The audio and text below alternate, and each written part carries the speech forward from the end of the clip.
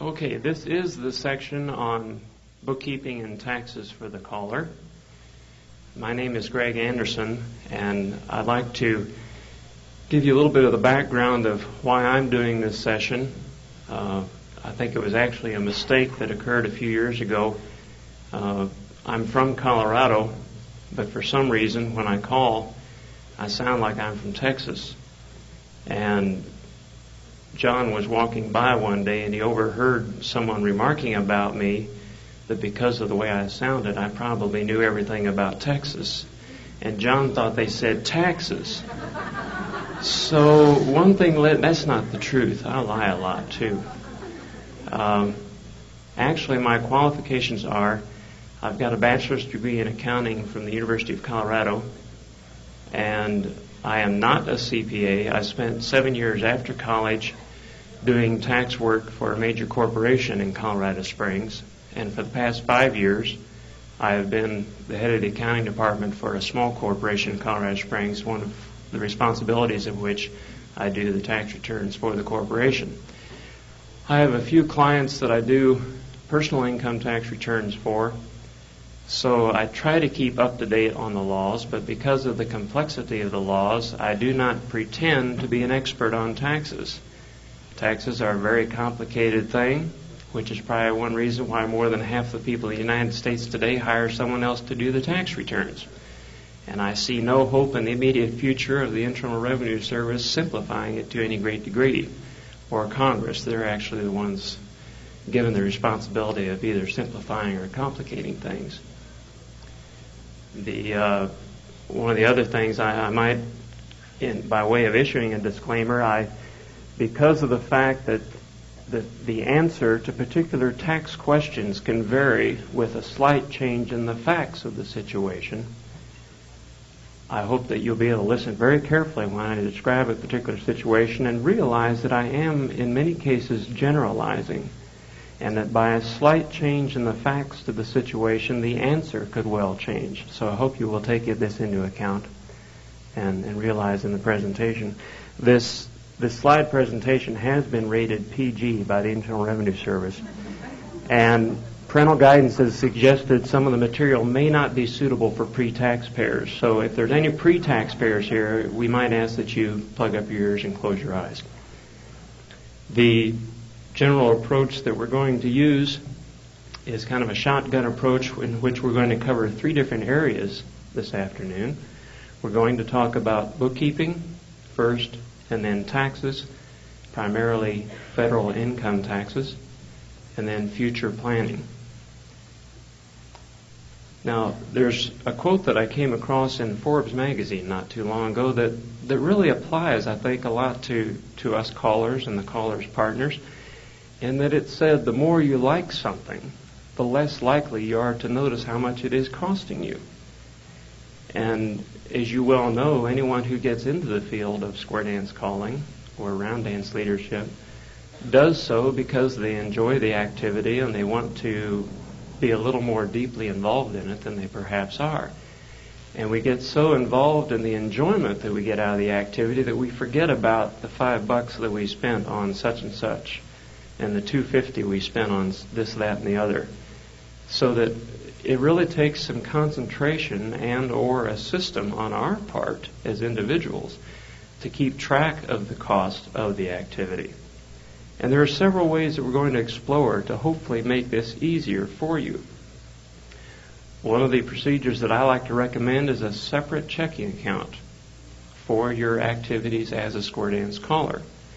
Now, this obviously has some limitations. If you have the type of bank that requires a minimum balance in order to avoid bank service charges, and if you want to avoid extra service charges, that's going to probably mean tying up $300 or $400 in a second checking account. So there are some problems that can go along with this type of procedure, but it does do so much as far as simplifying your record keeping if you can keep all of your transactions, both payments and revenue, in one checking account. The check register, which can be a very valuable source of noting information for all of your expenditures and your revenue.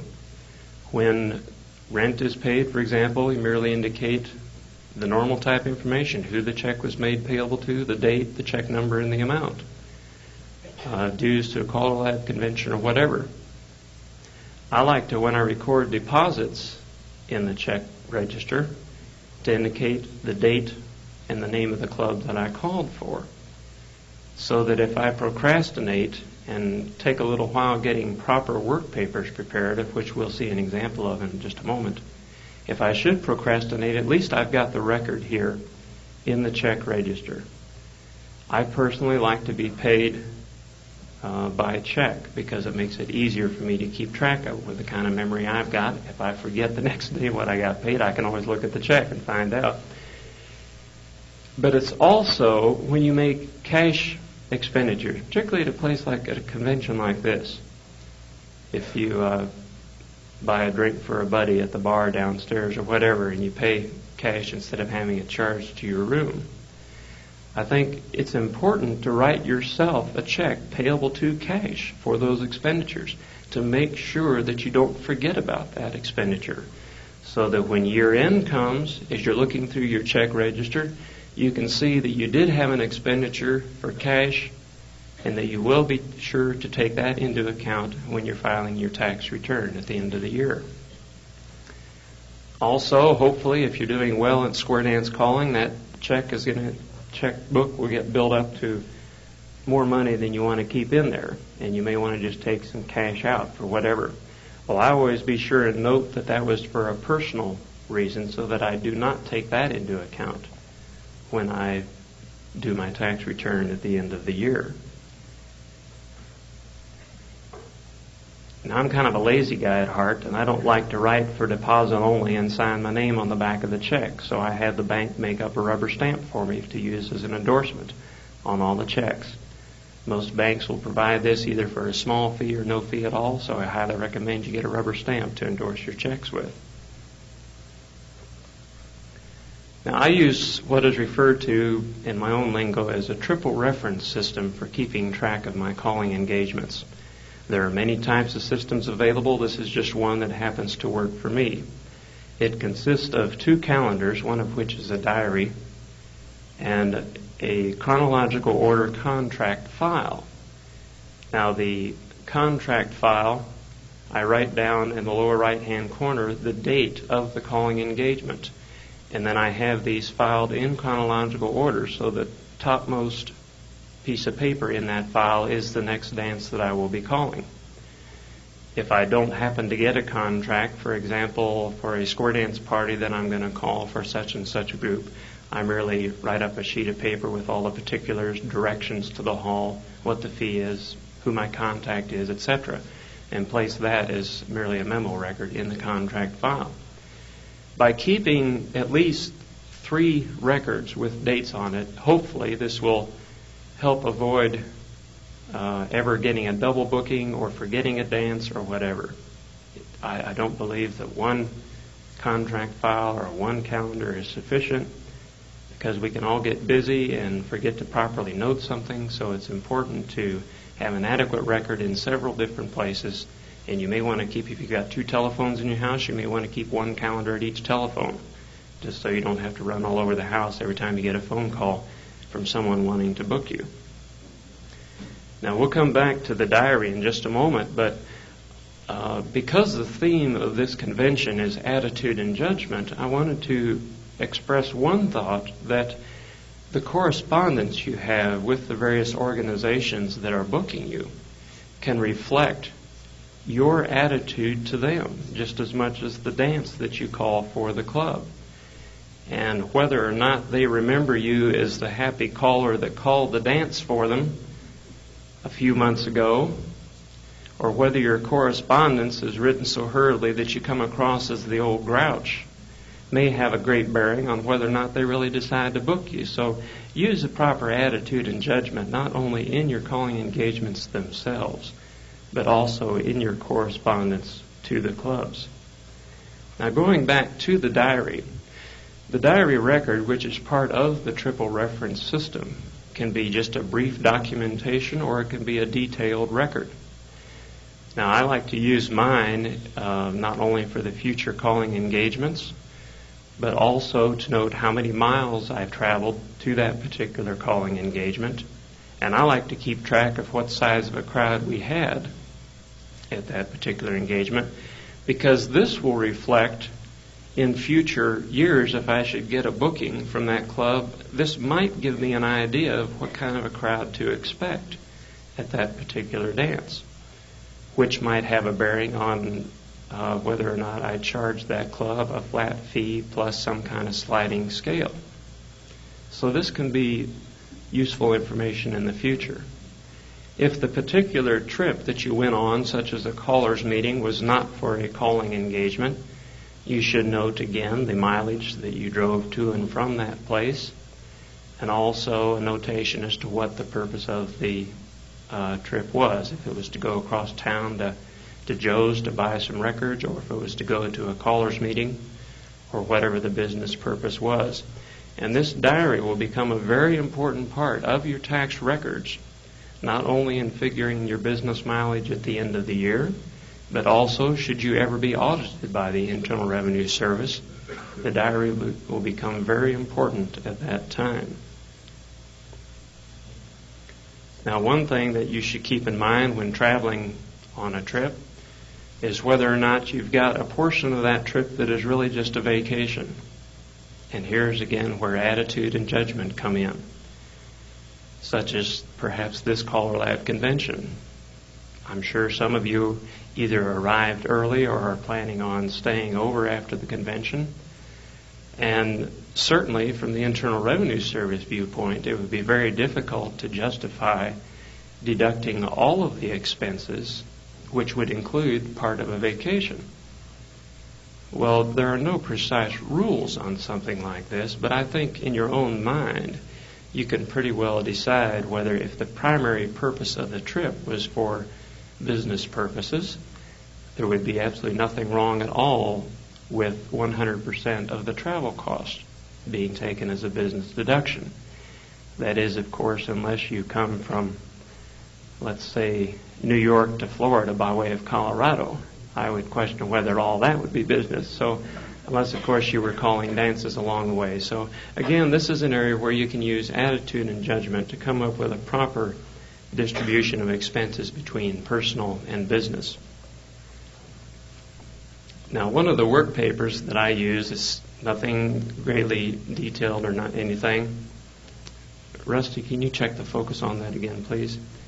Nothing greatly detailed, but it's merely a listing, in this case, on purchase of records and recording supply, where I show the date of purchase, the place they were purchased from, the check number, and the amount. It doesn't have to be anything greatly sophisticated to serve your own personal accounting needs, just a simple record. You wouldn't even have to have column paper like this. Just any kind of record that is neat and orderly, so that you can go back later and summarize your data at the year end to find out which category you spent what amount of money on. And again, I highly recommend payment by check. But in those events where you find it impossible or impractical to pay by check, then certainly make out a check at a later date payable to cash for the amount of the expenditure, so that you don't lose track of the amount that was spent.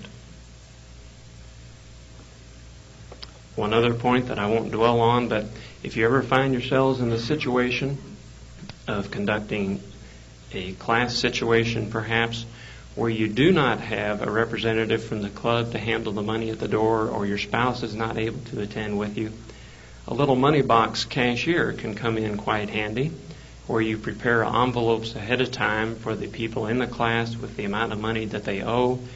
And this serves as not only a means of collecting the money, but also as a means of taking attendance each week at the dances. Getting into the area more so on taxation and how long you should keep records.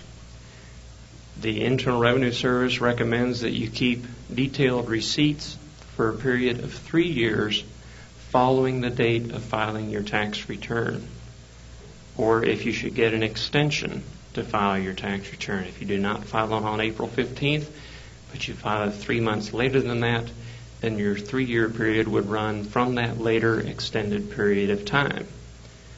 They recommend that you keep any tax returns themselves indefinitely, and that's certainly not an unreasonable requirement. Even if you never get audited, they can become useful sources of information, and they don't take up that much space. There's a question on the front of the Schedule C.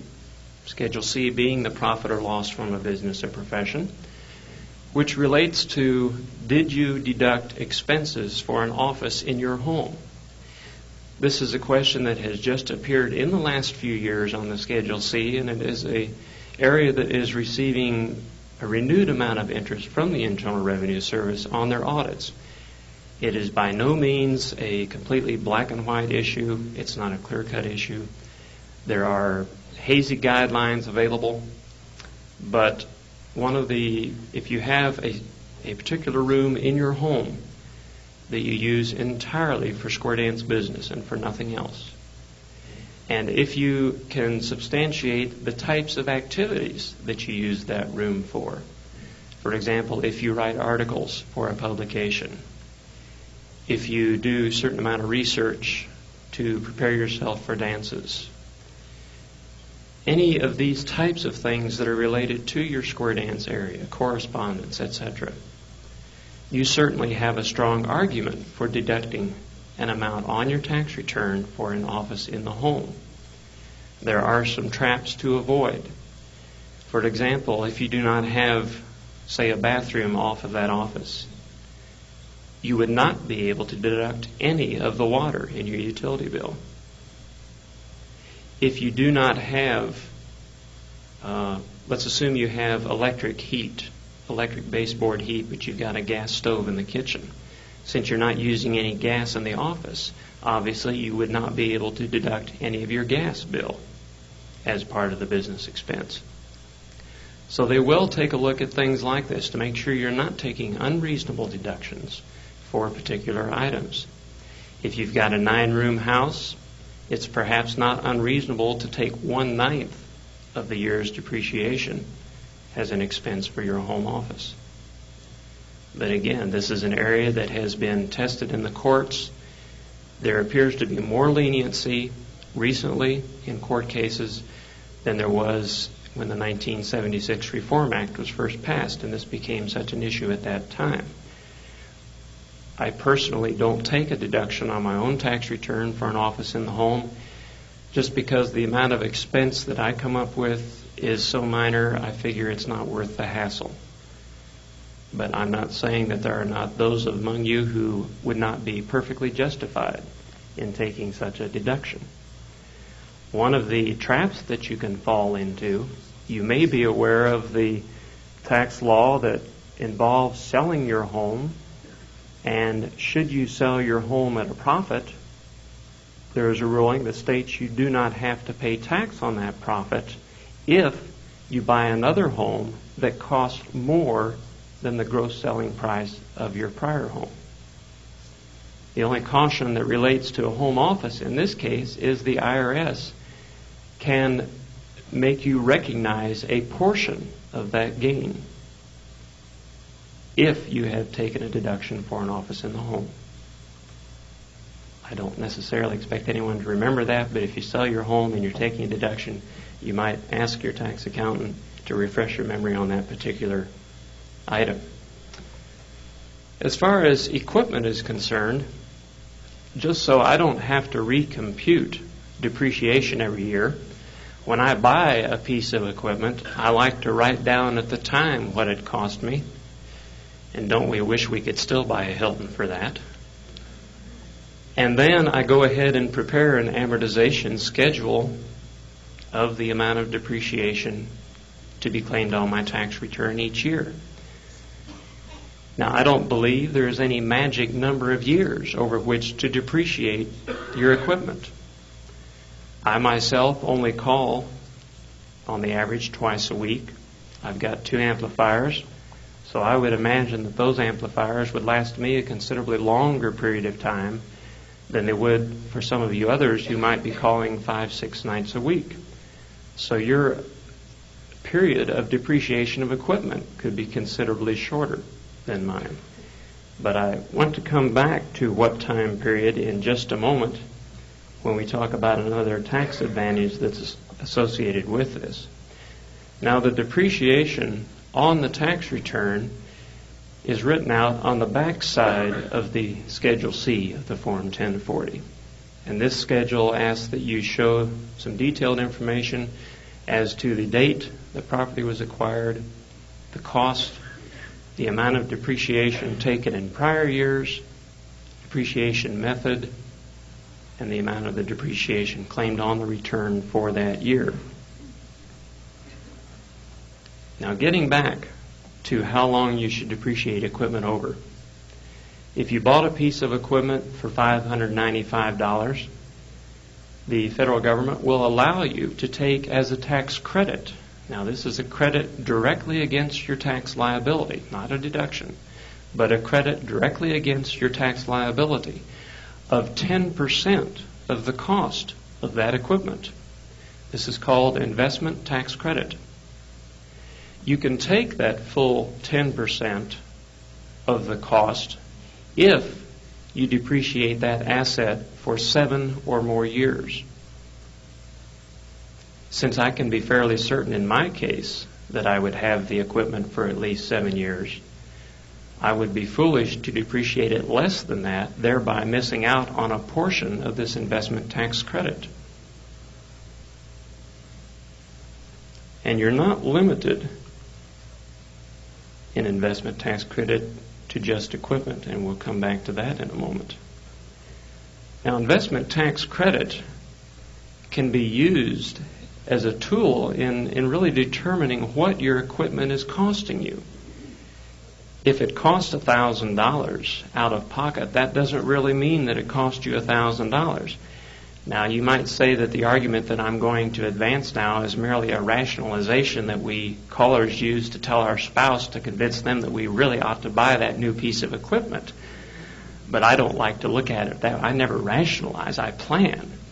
But whatever you want to call it, if you buy a piece of equipment for $1,000 and depreciate it for more than 7 years, that's worth a $100 tax credit, or 10% of the cost, in the year you buy the equipment.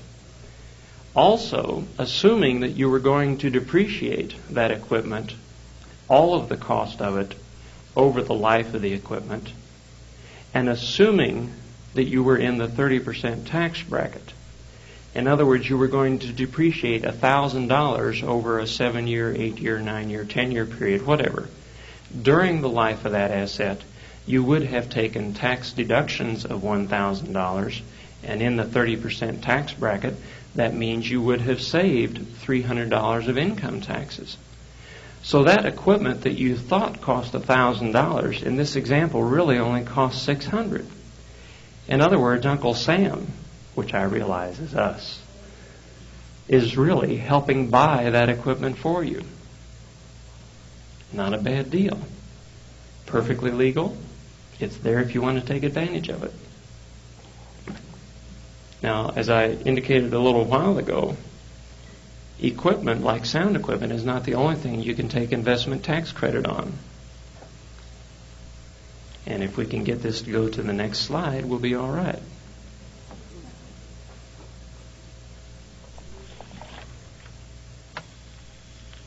You can also claim investment tax credit on your automobile, as long as it's an automobile that you're going to use in your business. But before you can do that, you have to make some kind of estimate as to how much of that automobile is going to be used for business purposes. Obviously, in the year you buy the car, you don't know for sure how many miles you're going to drive it for business, unless, of course, you intend to use it 100% business. Well, at the time I bought this car, I just made the estimate that I was going to use it 75% business and 25% personal, so that I could claim investment credit on that basis. Now, on the Form 3468, which is where investment tax credit shows up in your tax return, the automobile, this particular one that I bought, was used property, so it goes in the section designated for used property. The total cost at that time was $5,000, but because I had estimated business use of 75%, I show 3/4 of that cost, or $3,750, as being the cost for business purposes. Now also, because I anticipated keeping that particular automobile from 5 to 7 years, I am not entitled to claim investment credit on that full business cost. But because of the formula on this 3468 and the line that it appears on that return, I take 2/3 of that cost, or $2,500.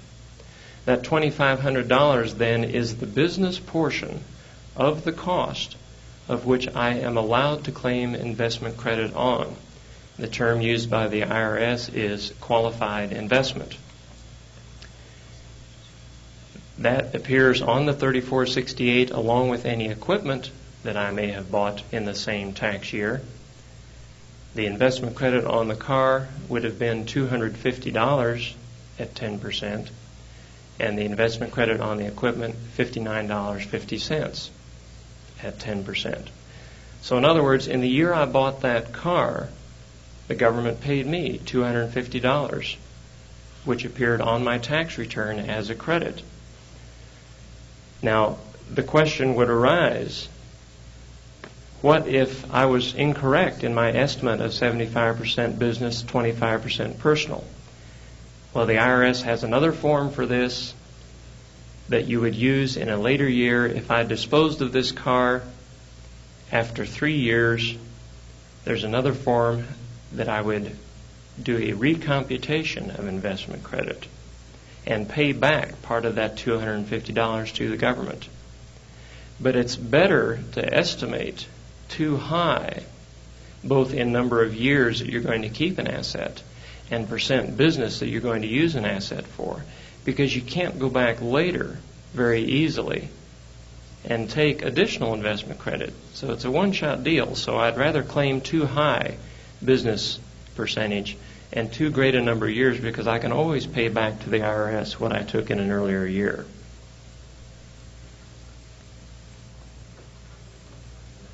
Now, as far as the cost of an automobile, there's much literature published nowadays, and there was an article in a recent issue of the Wall Street Journal on some information put out by Hertz Corporation on what it costs per mile to operate an automobile. The particular examples they used was a Ford Fairmont, and the cost varies from city to city. Low in Cincinnati of 27 plus cents per mile, up to a high in Los Angeles of 44 plus cents per mile. These costs include financing costs, depreciation, insurance, gasoline, maintenance, repairs, etc. So it includes the whole works as far as cost of operating the vehicle. Now, as you may be aware, the Internal Revenue Service will allow you a standard mileage deduction.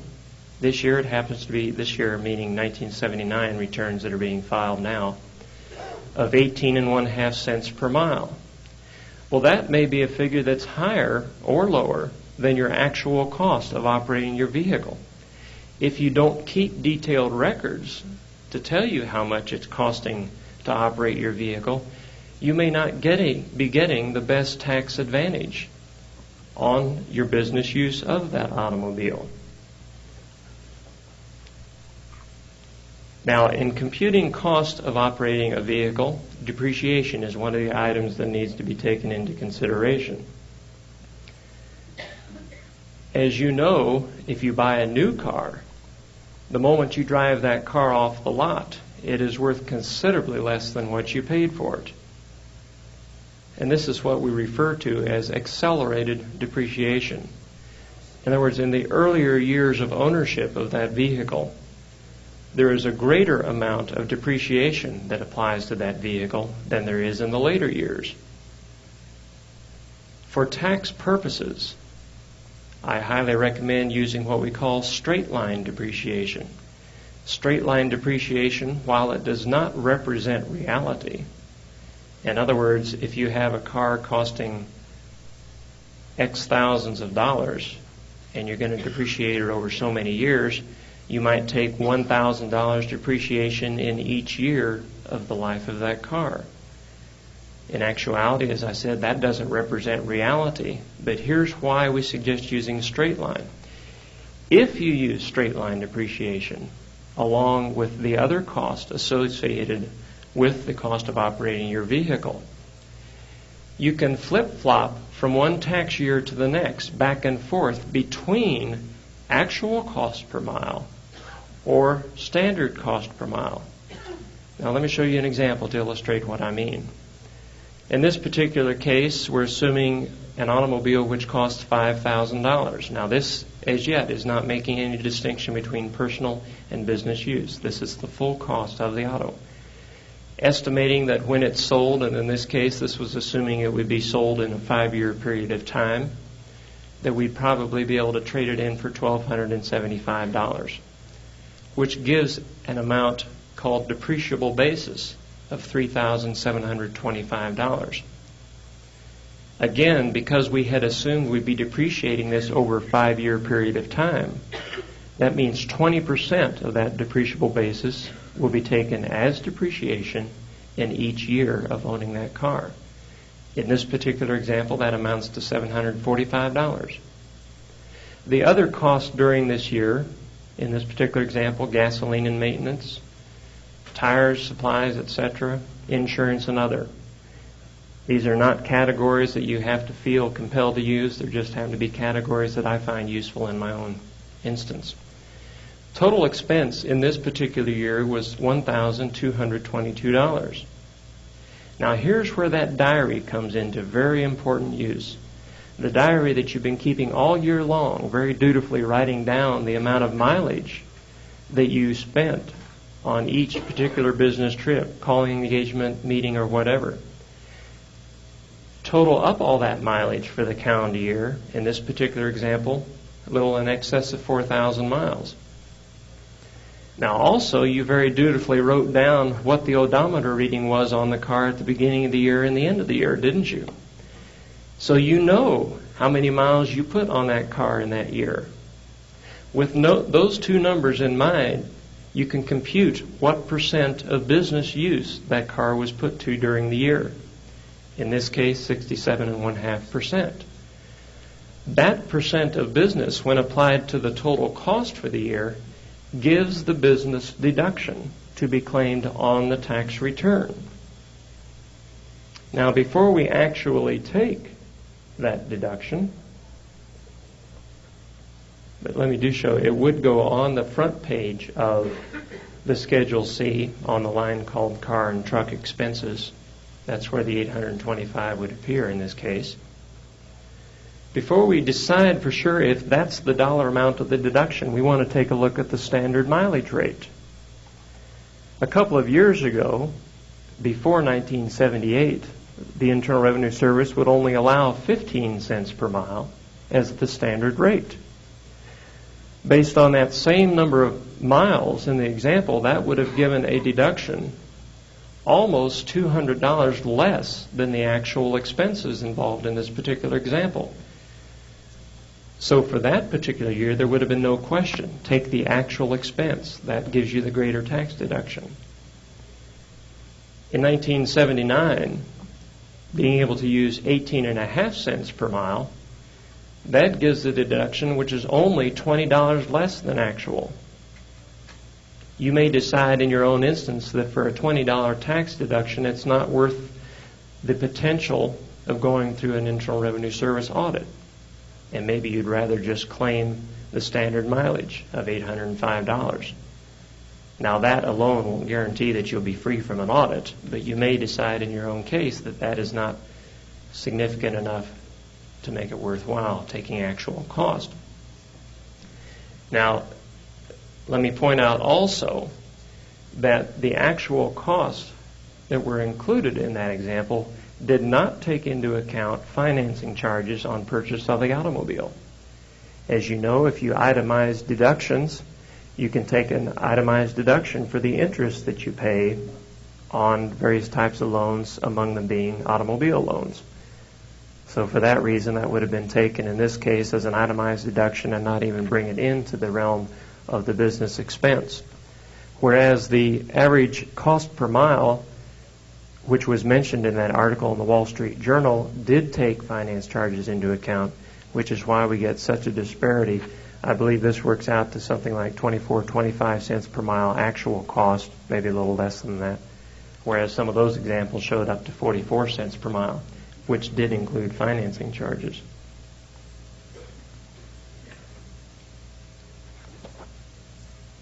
Now, one other area outside of the automobile expense is self-employment taxes, another kind of tax that you'll have to pay. If you are not in another job from which you are receiving wages, and if you do not exceed the Social Security wage base, I wonder why it did that. I really didn't press any buttons. There was. I turned that off because I didn't. Well. If you had not fully used the equipment but it broke down, you could not repair it. So you've got something that still had $500 of undepreciated cost and now it's worthless. You're still entitled to a deduction for that. Now, there's a question as to what form that deduction takes, whether it takes the form of a casualty loss, perhaps. If it was dropped, let's say, while carrying it to the car and destroyed that way, the place to show it on the tax return might be as a casualty loss under itemized deductions. Also, a corollary to that question, only on the opposite side, if you fully depreciate a piece of equipment and then you sell it for a few $100s, technically you owe the government some money. And one way to do that, if you buy a new piece for $1,000 and you traded this one in for $300, then your net depreciable basis of the new piece is the difference between the two, or $700. So it goes both ways. Question way in the back.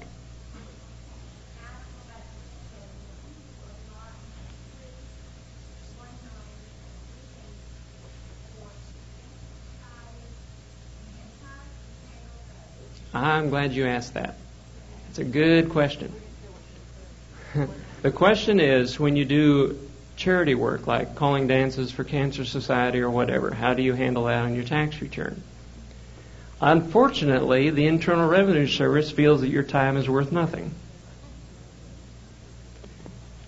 And one of the ways they arrive at that, if you were to get paid your normal fee and then turn around and donate that fee, you'd be reporting the revenue on one side and then a deduction on the other side, so it'd zero out anyway. So they take the position that just because you donate your time, that doesn't entitle you to any deduction. Now, you would get a deduction for the mileage that you drove. And because I'm in the business of being a square dance caller, I would take either the actual expense or the 18.5 cents a mile. If I were not in the business of being a square dance caller, I could only take, I believe it's now up to 8 cents a mile for charitable mileage. Back here.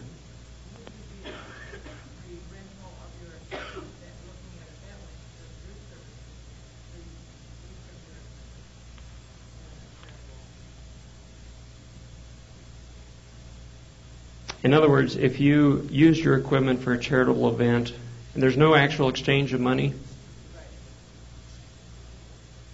I don't think so, because you're already claiming depreciation on that equipment. And therefore, if you claim an additional deduction, you're really taking more than 100% of the cost of that equipment. So I think that would be very hard to justify. But heck of a good idea. Yes.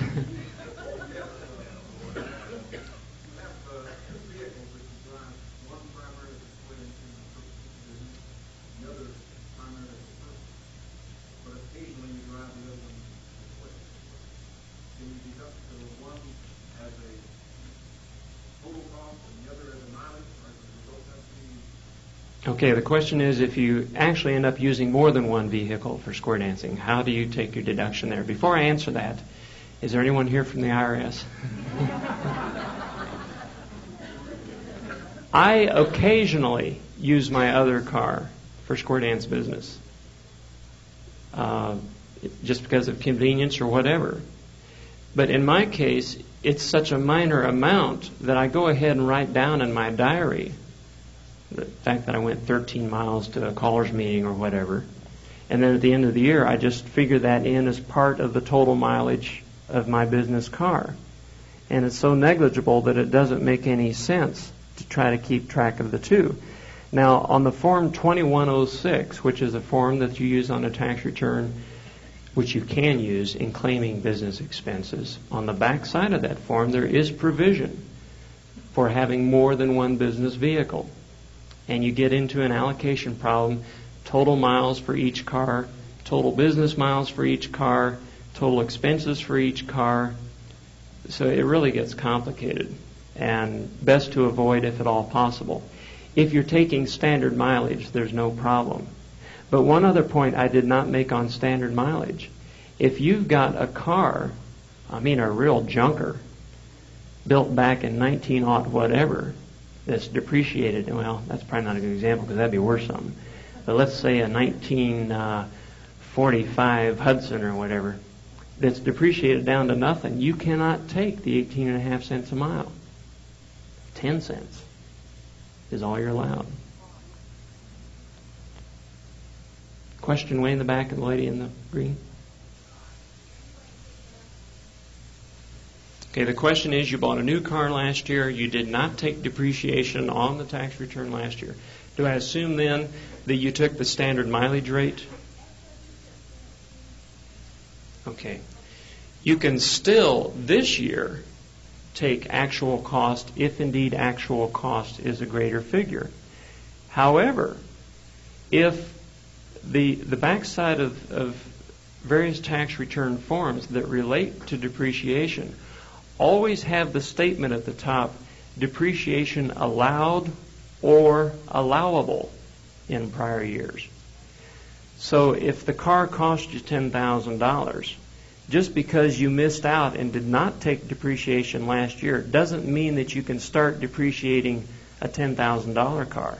You have to assume that 1 year's depreciation has already gone by. Whether you claimed it or not, it was allowable. But you still can start up for this 1 year. And if you want, you can go along for a series of years, and in the early years of the car, even using straight line depreciation, until the Internal Revenue Service changes this standard mileage allowance. You might go along for 3 or 4 years taking actual cost because that is a greater figure than 18.5 cents a mile. But in some later year, the IRS through Congress may change the rules and up that to 20, 30 cents a mile, whatever. So it may become advantageous to you at a later year to take the standard mileage. And the IRS does permit you to flip-flop from 1 year to the next. You can take actual cost this year, standard the next, go back to actual if you want to for some reason, and flip-flop back and forth with one condition, as long as your actual cost included straight-line depreciation only. If you took accelerated with higher dollar amounts in the earlier years, you cannot flip-flop back and forth between actual cost and standard mileage. Yes, sir.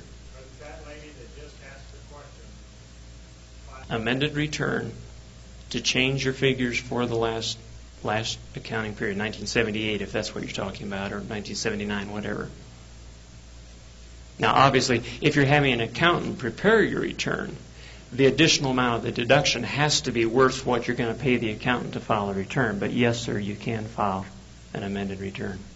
Yes, down here in front. On that question the lady asked about the charity calling or whatever, if you've already depreciated your equipment fully, then you could charge rent for your equipment?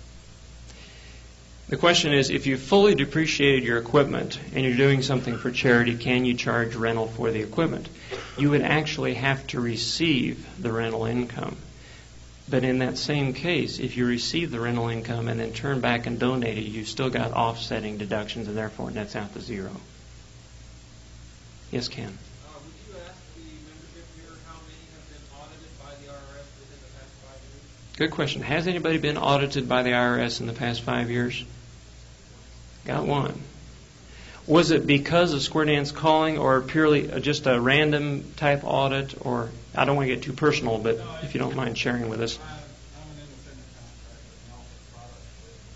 And due to having two businesses, both are self-employed, they cost me. Did they spend much time at all on the square dance part or not seem all that interested in it? More concerned with your independent contractor business? Yes? The ledger you keep, will they accept that, or do you have to have little signs Little receipts? for all, like meals and... Receipts are better, but you do not, there's a dollar limit. If generally, at least in business expenses, if the expenditure for meal was less than $25, which you can bet most of mine are, you don't need a receipt.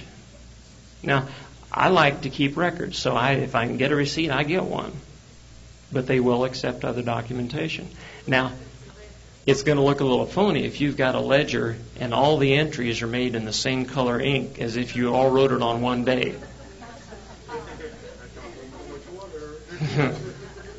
So, and it's a heck of a lot easier. I keep a little notepad while I'm here at the convention that I write down at cash expenses. Because I know the kind of memory I got, and if I wait till I get home, I'm not going to remember what I spent where. Up here in front. When you receive your tax return, there is a label with your name and number, a serial number. All right, I've been told that if you put this label on the return when you send it back in, you are more apt to be audited quicker. I don't think that's the case. The question is dealing with this pre-addressed mailing label that comes on the tax return package that you receive in the mail. As I understand it, the IRS uses that mainly to help speed processing. They have a computer program that they use to pick out certain items from all tax returns, and if the combination of those items looks peculiar, it will kick it out for an automatic audit. This, of course, is a very well-guarded program, so nobody knows exactly what items are considered, but I'm sure if you had 36 dependents and a humongous deduction for this, that, or the other, that you'd probably get audited. But I don't believe that the label itself, that's purely to speed their processing. And I don't think it really has any bearing at all on whether it gets audited or not. Were there other expenses you haven't covered? Other expenses that I haven't covered. Good question. Costumes. And this is another gray area. The original rule on clothing had to do with whether or not you could wear that clothing other than in your profession. Well, most of the kind of clothing that we wear, with the possible exception of people like Cal Golden, you could wear other than square dance calling. But they're becoming, in some degrees, more lenient on this. Now, obviously, the ladies in their square dance dresses and their petticoats and such, you're not going to wear that to go grocery shopping, or if you're a checker at the grocery store, you're not going to wear it at the grocery store while you work. So I see no problem at all with deducting that. Now, gals, if you make your square dance dresses, again, your talent and time, although we respect it, isn't worth anything as far as a tax deduction. If you only spent $2.98 on the material, that's all you can deduct, even if it took you many hours to put it together. But I see no problem at all. I don't, as far as the IRS is concerned, I don't wear my Western clothing any other time than when I'm calling square dances or going to a callers meeting. So I take a tax deduction for it. Ken? But couldn't you take some of the cost of the sewing machine, which costs her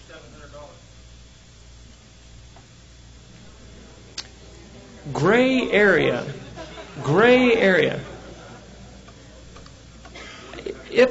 I don't know, but it might be worth trying. That's a gray area. I have a gentleman back in the back has had his hand up for a while. One thing that's hitting a few of us, I know, and probably a lot more as we get into it, is the cost of putting out a record. I'd like to get rid of some of that cost. I don't think that somewhere from $300 to $1,000 to put out a record is publicity. That's what we're doing for you at the meal. How much of that can I take off? I would regard that as an advertising expense. Now, I can conceive of situation, the question was, in the recording business, if you have a record produced for publicity purposes, can you deduct the cost of that? I can conceive of circumstances where you might start your own record company and have startup costs that they would not allow you to deduct. I'm not that familiar with the business side of things like that, but I am aware that there are certain types of costs in starting up a business that are not deductible. They might be taken into account in gain or loss should you sell the business. But if you don't have a record label, if you just go out and spend X number of dollars to have a record produced, I would regard that as advertising expense. If it were a record that you were going to hand out to dancers over a few years period of time, there might be justification for spreading the expense out over a few years period of time. But that's another debatable point. I had some gentleman up here, I believe, who was, yes, sir. My question would pertain back to the material for the dress. Can we add the cost of labor if we have someone else make that dress other than what? If you have a costume made by someone else, and if you indeed paid them to make the costume, yes, you may deduct that cost. Lady right down here.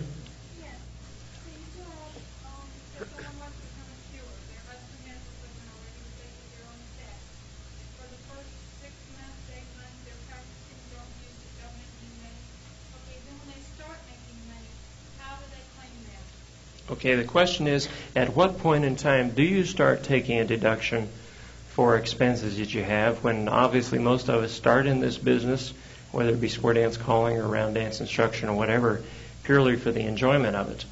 And this is an area that we were coming up into the presentation, and I'll go ahead and cover it now because it doesn't look like we'll get our slide projector back working again. This gets into the area called hobby loss rules. The IRS has a set of guidelines to determine whether or not you are really in a business you say you are, or whether it's merely a hobby. If they determine it's a hobby, you cannot deduct losses. If you have $1,000 of expenses and $200 of revenue, you can only deduct up to that $200 of revenue. So that in other words, you'd zero out and have no loss. But even if you do have losses, there are certain guidelines that if it can be presumed that you are in the business to make a profit, if the time you devote to the activity indicates that you are treating it as a profession and a business, if there is a possibility or a probability that you will make money, if you have made money in 2 out of 5 consecutive years, all of these types of things are guidelines that would be used to determine whether you are or are not in a business. Now, as far as to try to answer your question more specifically of when you decide to start taking these deductions, because they are going to be losses when you start out. There's no way, unless you're the greatest thing since sliced bread, that you're going to have income right from the start. Again, I would use judgment. If you've got a very small loss and you really don't have any contemplations of expanding too much, it's probably not worth the potential audit to take the loss. But if you very firmly want to go after this and want to expand and get better known, and if you got a sizable loss, go ahead and take the deduction on the tax return. But if you don't have some income years coming up, and the IRS doesn't just mean little, $1,000 loss, $1,500 loss, and $2.98 profit. That won't work. Unless you expect to really get some good profit years in there, you can expect an audit. Again, it's a gray area, but it does have some guidelines involved to it. Was there, excuse me? Okay, you buy some equipment this year and you feel, well, you're just getting started, so I'm not going to claim any expenses this year. Well, next year, haven't really gotten all that much activity yet, but maybe the next year I'll start claiming losses. We go back to this allowed or allowable rule on depreciation. Technically, if you've had that equipment for a couple of years already, you've already had a couple of years depreciation go by the boards. So if the equipment cost you $320 originally, you cannot start at that point and over the next few years depreciate $320 because technically they say depreciation allowed or allowable in prior years. I say technically because some people are going to say, well, I didn't really use it that much. I'll just assume I got it now and go ahead and depreciate it anyway. That's up to your attitude and judgment. Was there a gentleman back here to my right that had a question, or did it get answered? Way back in the back. I have a sign on my car advertising that. I noticed across the sign that advertising expense.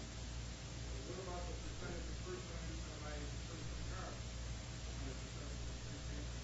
car? Okay, the question is, he's got a sign on his car to designate it as part of the business. He takes that as an advertising expense. Do I gather then that this same car is used partly personal? Yeah, it is partly personal, but the sign is fixed to the car. Is it one of these magnetic type signs or permanently fastened? It's a bumper type sign like the driver. I assume that the expense of that is so minor that you would just have taken a deduction in the year you purchased the sign. Yeah, but what about the car now? You're advertising on your car. I would regard it as a separate advertising expense, not as part of your automobile cost. Because that sign is presumably 100% business, and there is no personal connotation applied to that sign at all. It's purely to promote the business.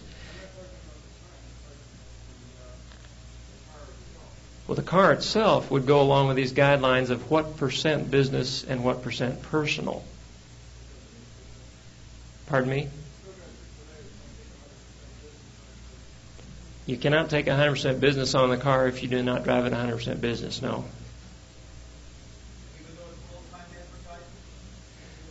Well, again, the advertisement is not an automobile expense.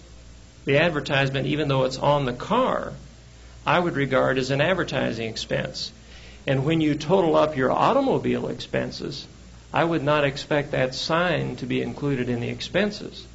I would expect to see that sign deducted under advertising expense, totally separate from automobile expenses completely. Automobile expenses would only have depreciation, oil, tires, gasoline, insurance, license plates, etc. Am I misinterpreting your question, or is that? Because I regard them completely separate, even though that is attached to the car. Yes, the lady in the back?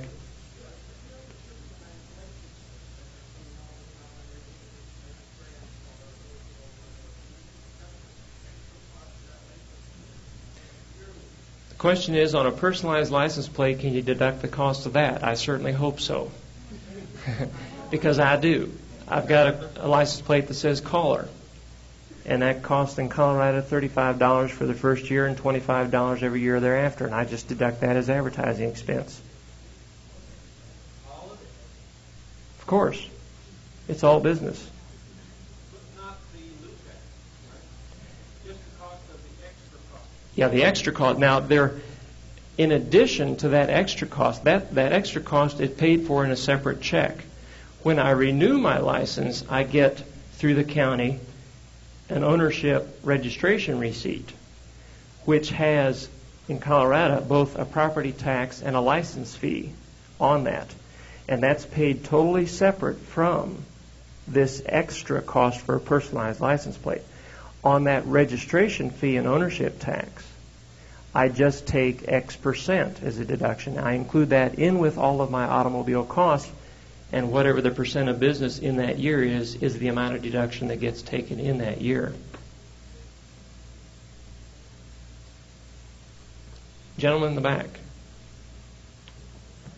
In the case of automobile expenses, it's easy to use that 8 miles that estimated for the cost. And you indicated one point that my office bill in the day percentage of the total cost. It's not a bill that gives you that estimate. But to what extent would it be considered acceptable to estimate some of the other costs, like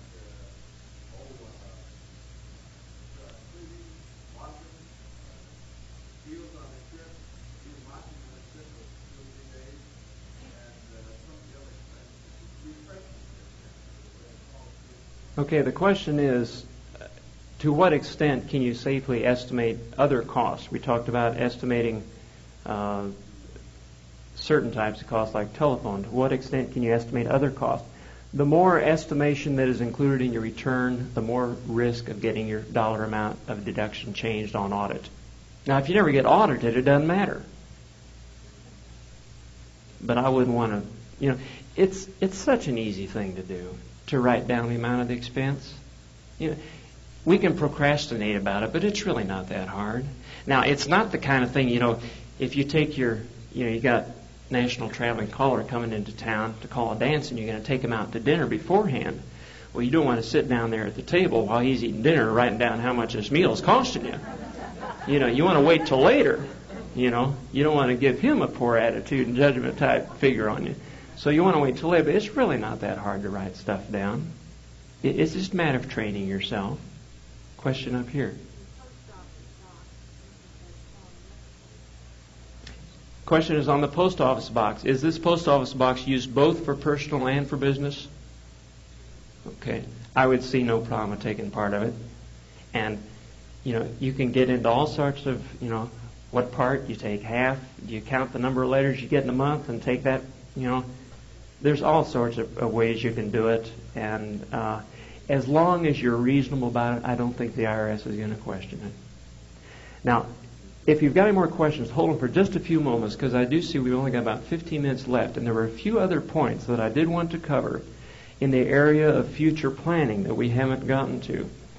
And I'm so sorry you missed that one slide, because it was such a humdinger. But maybe we'll just have to fake it. Yeah, it was a hot slide too. Maybe that's why the equipment burned up.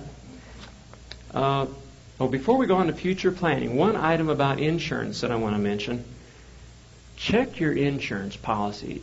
My particular automobile insurance policy excludes any sound equipment coverage. And I think this is common.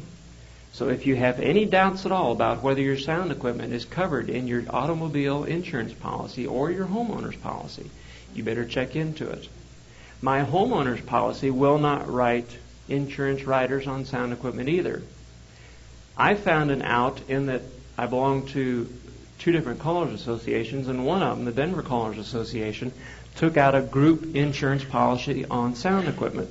So I'm insured as part of their group policy, of which I pay a premium each year for, I think it's 2% of the cash value of my equipment. So do check that out. If there's any doubt at all about whether your equipment is insured, be sure and check that out and see if you can get it covered by proper insurance. In the area of future planning, there are several things we can talk about, not only how to improve your chances of getting return bookings with clubs, but also whether or not you should be considering things like retirement plans, using part of your Square Dance income as a source for funding that. First, getting into the area of return engagements. One of the reasons I like to keep as good a record as possible as to how many squares I had at a particular dance and how much it cost me to drive my car a particular distance is so that when I get a request from a club to book a dance with them, I'll really have some idea whether I'm going to make any money at it or not. Now, there are very few of us who are in this just for the money. Now, obviously, the fellows who are trying to make a living at it and need to put bread and potatoes on the table, they've got to be guaranteed some kind of income, some kind of good return for their efforts so they can pay all their bills. Well, even though I don't really need it to live on because I've got a very nice 40-hour-a-week job, I don't really give the employer that much, but that's what it works out to.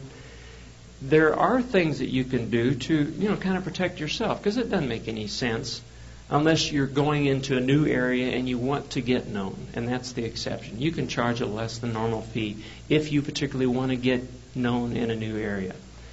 But by knowing how much your car costs you and knowing how much other expenses are, it makes it so much easier to make an intelligent reply to what is your fee going to be. I have experienced some success in the local area, particularly when I traveled to Denver, in going ahead and booking the dance for maybe 2 years, 2.5 years down the road, but not quoting the fee until 12 months before the dance. And I explained to the club, look, You've seen what transportation costs are doing. I have no idea what it's going to cost to buy gas 2.5 years from now.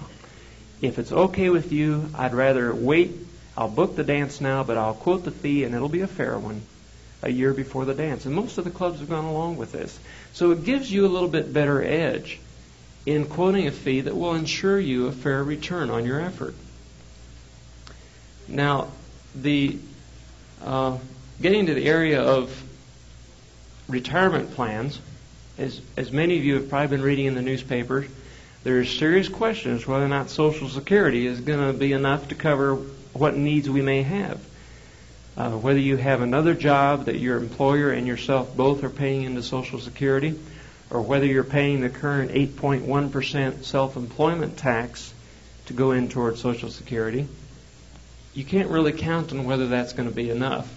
But you want to make sure that whatever's there is recorded correctly. So if you haven't done it, by all means, go to the Social Security office.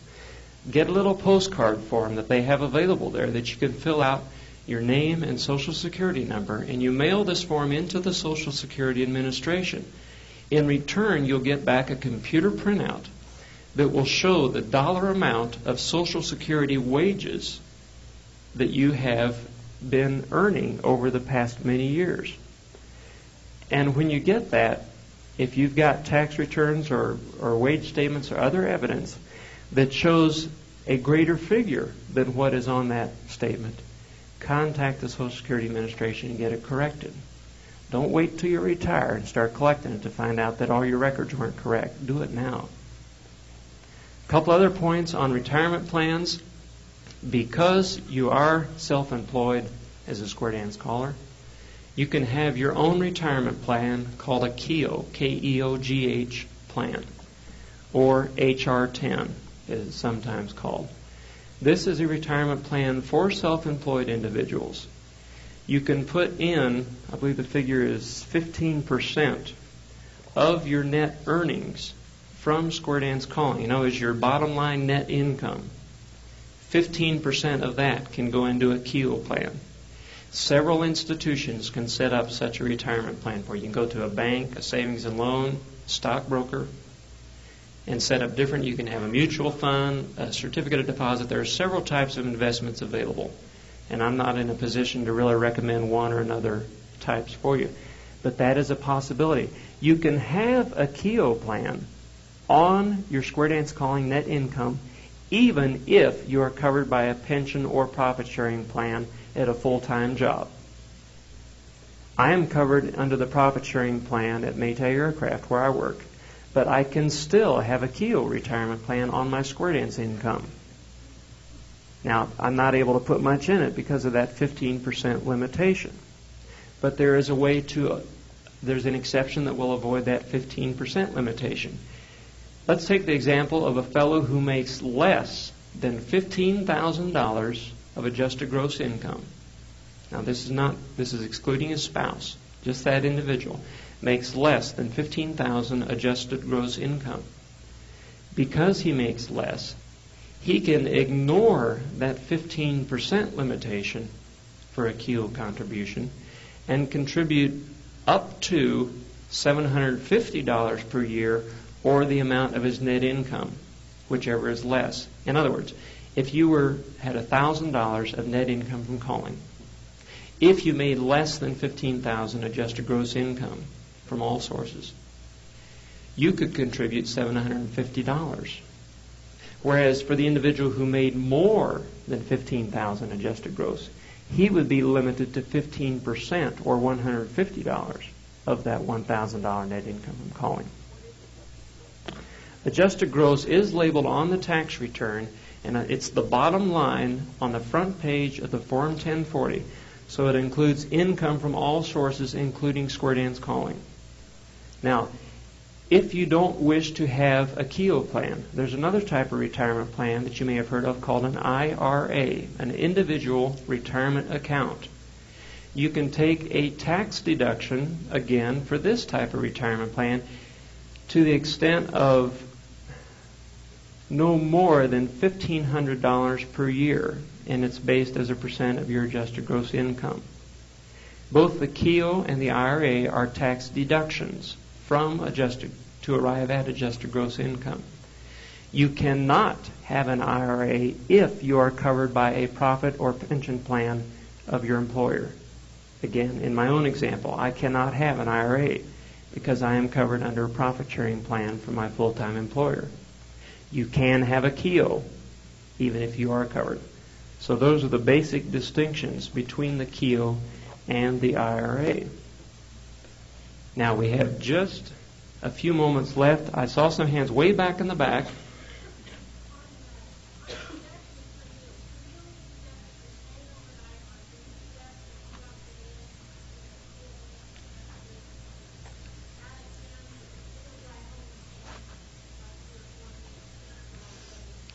Good question. The question is, on meal expense deduction, do you have to stay overnight to take the deduction? The answer is yes.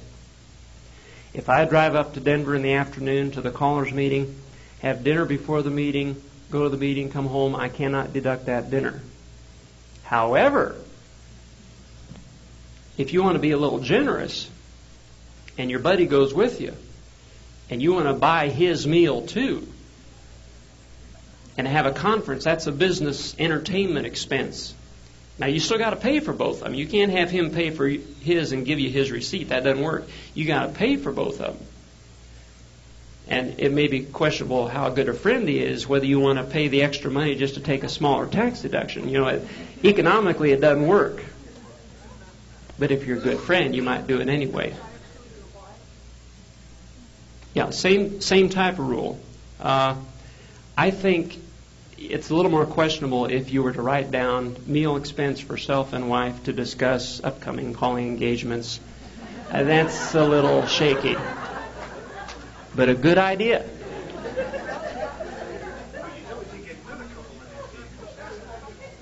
Yes, you are considered a couple. I want to emphasize again, I am not an expert on this. And you can call up the IRS office and get different answers. So, there's a lot of them that are great. And you cannot rely on the IRS answer. There's been some stuff I've read lately that if you rely on the answer the IRS gives you, you fill out your tax return that way, and then you're proven wrong later, it doesn't matter that you got your answer from the IRS. You're still wrong.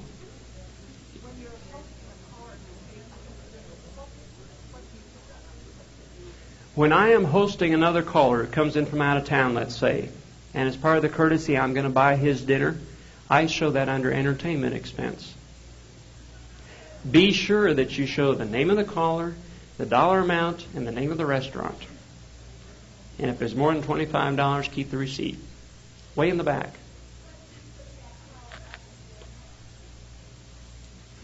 Good for you. Pat on the back and that's all you get. No tax deduction. If you have an after party and you buy booze and pretzels and all sorts of stuff, I would take that as a business deduction. Now, if for some weird reason he likes your accommodations so well that he pays you for them, I haven't seen that happen, but if it would, he could take a deduction for his lodging expense. I don't feature that happening, but over here. Greg, one of the things that every accountant I've ever talked to or had dealings with has told me that it is legal to avoid paying taxes. It is illegal to evade taxes. Good point. For those of you who didn't hear, heck of a good point. It is legal to avoid taxes. It is illegal to evade taxes. All the things we've been talking about here are points that are allowed to you as taxpayers. They're perfectly legitimate deductions as long as you properly document them. And that's a very good point. And that's a heck of a good place to close.